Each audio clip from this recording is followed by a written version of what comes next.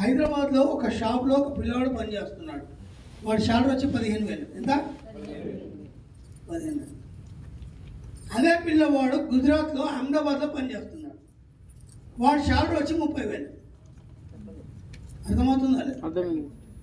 అదే షాపు, అట్లాంటి షాపే, అక్కడ 30,000, ఇక్కడ 10,000. ఎందుకే డిఫరెన్స్? Yes, good. ఇక్కడ విచిత్రం ఏం జరుగుతుందంటే, మీకు తెలియకుండా భారతదేశం ఆదాయం అనేది పెంచడం జరిగింది. జిడిపి ఏదైతుందో ఈ విధంగా పెంచడం జరిగింది. ఓకేనా? పెంచడంతో పాటు వాడు ఏం తయారు చేసిండంటే ఖర్చు పెట్టడం జనాలకు నేర్పించాడు మోదీ.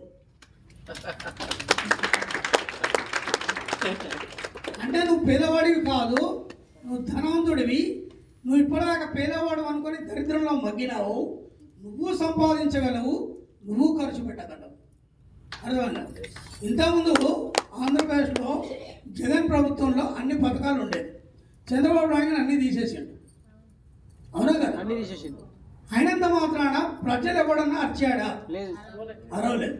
అంటే వీడేం నేర్పించాడంటే చంద్రబాబు నాయుడు ఆధారపడడం తీసేసి జీవించడం నేర్పించాడు.